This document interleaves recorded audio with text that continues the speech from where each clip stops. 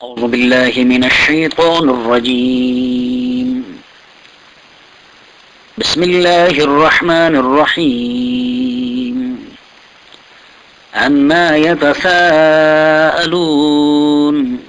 عن النبأ العظيم الذي هم فيه مختلفون. 30ویں پارے سورہ نبا کے یہ پہلے رکوع ہے.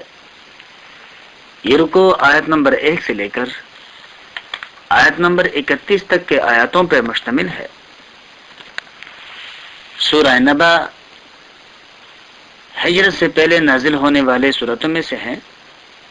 اس سورہ مبارکہ میں 2 رکوع، 40 آیتیں، 173 کلمات، 970 حروف ہے. حضور نبی کریم صلی اللہ علیہ وسلم نے جب اہل مکہ کے سامنے ایک اللہ کی دعوت رکھی اور مرنے کے بعد زندہ کیے جانے کی خبر دی اور قرآن مجید کی تلاوت فرما کر انہیں سنایا، تو ان لوگوں میں باہمی گفتگویں شروع ہوئی. اس لیے کہ قرآن مجید کے ذریعے اللہ تبارک و تعالی نے اپنے بندوں کے سامنے قرآن مجید کی 3 بنیادی مضامین بیان فرمائے ہیں. ایک تو یہ کہ اللہ اس قرآن میں اپنے بندوں کے ذریعے بندوں کو یہ خبر دینا چاہتا ہے کہ اللہ ایک ہے، وہ ہمیشہ سے ہے، ہمیشہ رہے گا. اس اللہ کے لیے اپنے کسی کام کے کرنے کے معاملے میں کسی کی مدد کی کوئی ضرورت نہیں، اور اس اللہ کو اپنے اس کائنات میں کسی بھی کام کے کرنے کے لیے کسی کو تربیت دینے کی ضرورت نہیں پڑتی، بلکہ اس کائنات کا ہر ذرہ اس اللہ وحدہ لا شریک کے سامنے جواب دہ ہے. لہذا جب اللہ براہ راست اس ذرے کو، اس مخلوق کو حکم دیتا ہے تو وہ اللہ تبارک و تعالیٰ کے حکم کو تسلیم کرتا ہے. اور وہ ایسا اللہ ہے کہ سب انسانوں کے نافرمان بننے سے اس اللہ کے خدائی اور کبریائی کو کوئی نقصان نہیں پہنچ سکتا. اور وہ اللہ ایسا غنی اور بے پرواہ ہے کہ سبوں کے فرمانبردار بننے سے اس کے خدائی بڑھتی نہیں، بلکہ وہ اللہ اس کائنات کے وجود سے پہلے بھی تھا، وہ اس کے وجود کے بعد بھی وہی اللہ ہے، اور جب اس کو ختم کر دے گا تو پھر بھی وہ اللہ رہے گا. تو قرآن مجید میں اللہ تبارک و تعالیٰ کی توحید کا ذکر کیا گیا ہے کہ وہ اکیلا ہے، نہ وہ کسی کی اولاد ہے اور نہ اس کی کوئی اولاد ہے، نہ اس کا کوئی مثل ہے اور نہ کوئی ہم شکل ہے اور نہ اس کا کوئی دستکار ہے. دوسری بات جو قرآن مجید میں بیان کی گئی ہے وہ ہے پیغمبروں کے رسالت، کہ اس اللہ وحدہ لا شریک نے خیر خواہی کی وجہ سے بندوں کے ہدایت کی غرض سے دنیا میں ان کو سمجھانے کے لیے انہی میں سے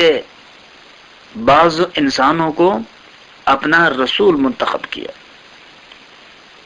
اور وہ رسول کہ جن کو اللہ تبارک و تعالی نے ہر طرح کے ایسے اعمال سے دور اور محفوظ رکھا کہ جو اعمال عیب کے زمرے میں یا نقص کے زمرے میں آتے ہوں. تیسری بات جو قرآن مجید میں بیان کی گئی ہے وہ ہے آخرت،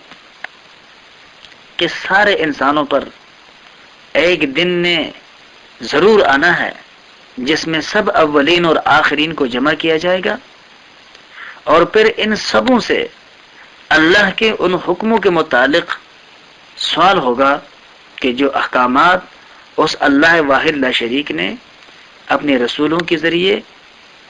ان کے لیے نازل فرمائے، کہ انہوں نے اپنے روزمرہ معمولات زندگی میں کہاں کہاں اللہ کے ان حکموں کو پیش نظر رکھا اور کہاں کہاں انہوں نے اللہ کے حکموں کو بلڈوز کرتے ہوئے اپنے خواہشات کی تکمیل کی۔ جب حضور نبی کریم صلی اللہ علیہ وسلم نے اہل مکہ کے سامنے اللہ کی بات رکھی تو ان لوگوں کو اللہ کے بات کو سننے میں کوئی زیادہ دقت پیش نہیں آ رہی تھی، اس لیے کہ ان لوگوں میں اللہ کا تصور تھا، وہ رب اعلیٰ اللہ ہی کو مانتے تھے اور وہ رزاق بھی اللہ ہی کو مانتے تھے۔ صرف یہ ہے کہ ان لوگوں نے کچھ اور جھوٹے معبود بتوں کی صورت میں بنائے رکھے تھے جن کے بارے میں ان کا عقیدہ تھا کہ اللہ بہت بلند بالا ذات ہے، ہم گناہگار ہے، ہمارا پہنچ اس اللہ تک ممکن نہیں، ہم ان کے سامنے اپنے عارضیاں رکھتے ہیں۔ یہ جو بت ہے یہ ان لوگوں کے بت ہیں جو اپنے زمانے میں بڑے نیک نام ہو گزرے تھے، تو ہم ان کے سامنے اپنے عارضیاں رکھتے ہیں، یہ اعلیٰ درجے کے لوگ تھے، یہ اللہ سے ہمارے سفارش کروا کے چھوڑیں گے۔ اللہ تبارک و تعالی نے قرآن مجید میں ان لوگوں کے اس رویے کا بھی ذکر فرمایا ہے۔ چنانچہ ایک جگہ ارشاد ہے کہ جب آپ اس سے پوچھ لیں کہ یہ آسمان کس نے بنایا، سیقولون اللہ، تو وہ لوگ کہیں گے کہ بھی آسمان کو اللہ نے بنایا۔ جب آپ ان سے پوچھ لیں کہ بھئی یہ دنیا کس نے بنائی، تو وہ کہیں گے کہ بھی اللہ نے بنائی۔ تو اللہ کو مانتے تھے لیکن اپنی مرضی سے، کہ ان لوگوں نے اللہ کے ساتھ اوروں کو شریک قرار دے رکھے تھے